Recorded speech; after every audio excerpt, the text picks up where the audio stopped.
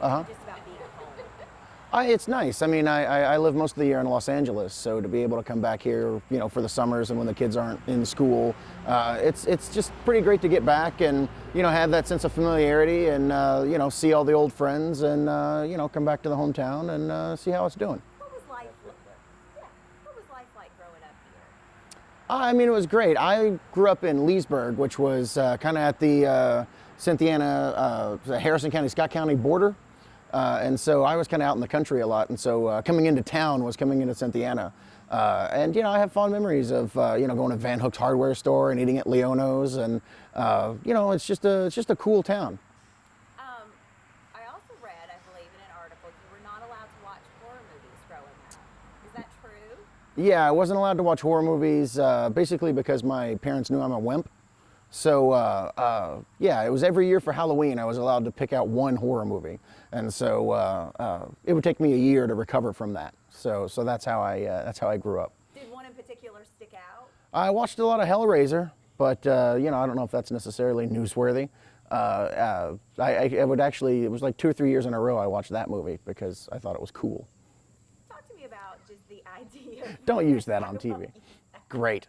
I was hoping you'd say like Night of the Living Dead or something like that. Oh, I see. I didn't get into Night of the Living Dead and the Romero movies until high school, so it was like much later when I was actually able to watch them. More and mature. yeah. Talk to me about where the idea. I know you've done a lot of things, but let's just talk about The Walking Dead. Where did Sure. that first idea, inspiration, if you will, come from for the comic book? After high school, I started watching Romero movies a lot, and other zombie movies as well, and I became a real huge fan of the genre. And one of the things that really bugged me about the genre is that they always just kind of end in a like, we're done telling the story kind of way. The characters go through all these great struggles, and then they kind of ride off into the sunset, or they all die. And to me, the setting of the zombie apocalypse and the fall of civilizations was a setting that could live for years. And it was something that I thought would be cool as a comic, to be able to do kind of the zombie movie that never ends, to be able to watch people live and struggle for, many, many years and see how they continue to find food and continue to find shelter, and to see how this changes their personality and changes the way they exist and who they really are at their core.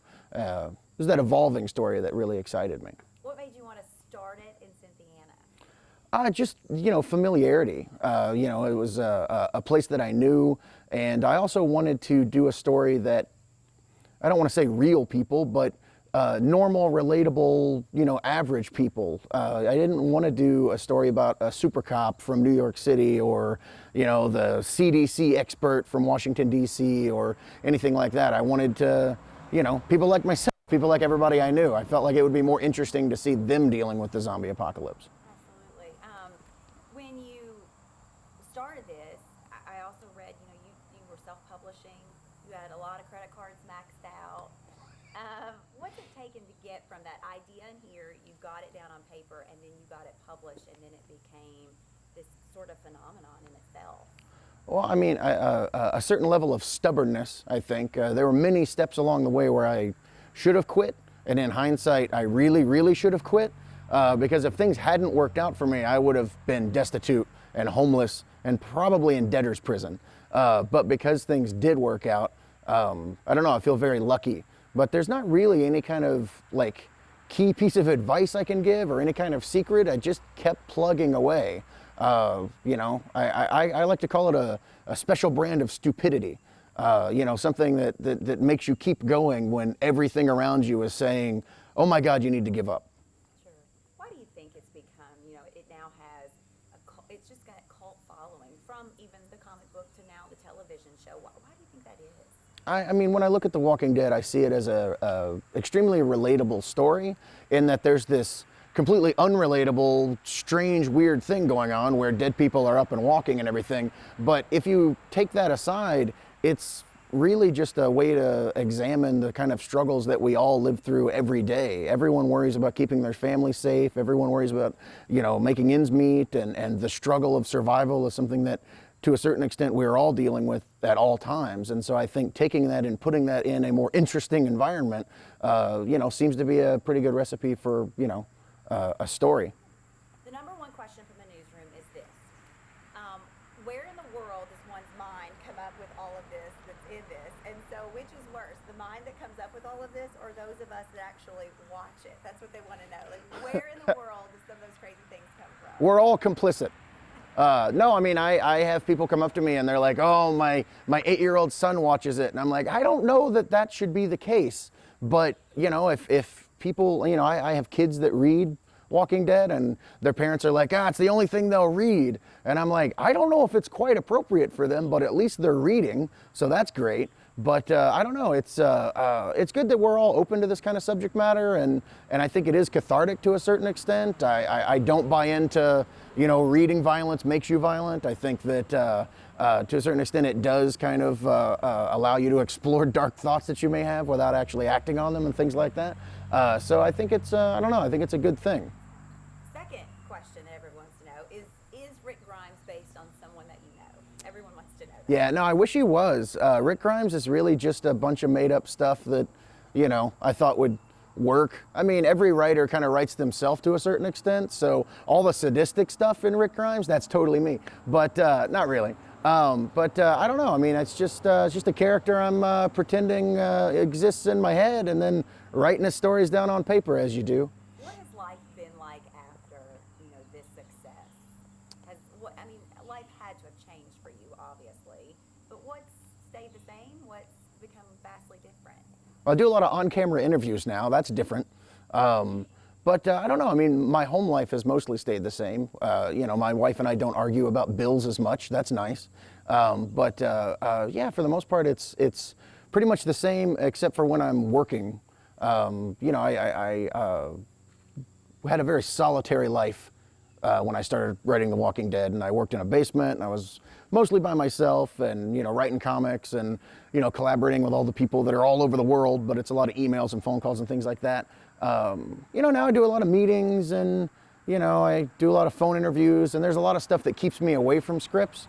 But it's all pretty fun. But yeah, it's definitely an evolving, strange thing that some days gets out of hand. How often do you get back to Indiana? A lot. I mean, my in-laws are here, so we're always taking the kids here to see them, and it's always fun to get back. So, I mean, we're here, many, many times a year. 50? I don't know, something like that. I won't hold you to a number. In 2014, you did a great thing.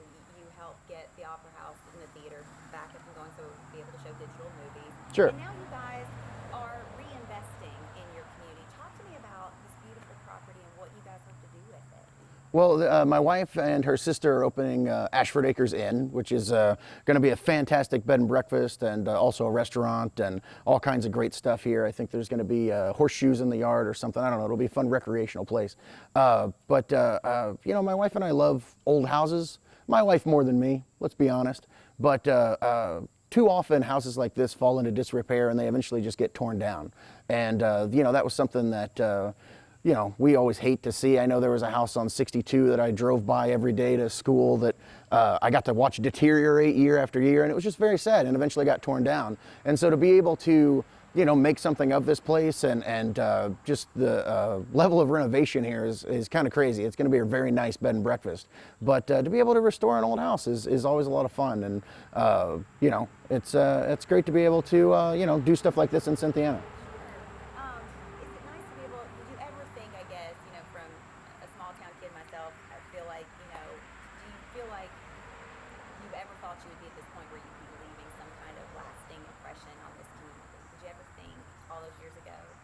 No. I mean, I don't.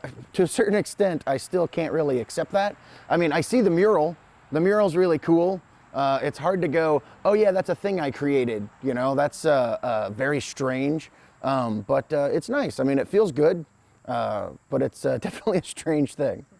Let me make sure I have my facts correct. Great. So the comic book first came out 2003, right? Yes. Okay. Then the TV show 2010-ish? I want to say 2009. Okay. But we might have started working on it in 2000. Wait, hold on. We're going into season 7 in 2016. So Someone else do that math, because I'm an idiot. Yeah. It was 20 2010 when it premiered. Yay! All right. Okay. I'm gonna let them figure it out. I don't do math very well, but I can read. So I was like, I think I read that. And then tell me, so what number are we up to on edition for the comic book? I was a little unclear on that one. Oh, 157 came out on Wednesday. On Wednesday. Yeah. Okay. Do you remember when you first wrote your first comic? Was it high school or middle school? I mean, I wrote some comics then, but not anything that was published. But yeah, I would just take typing paper and fold it in half and staple it and draw a bunch of comics. What age would you say you first started dabbling? 12 or 13? And how is your correct title? I want to make sure I get that correct for creator. Is that how we refer? Yeah, to you? yeah.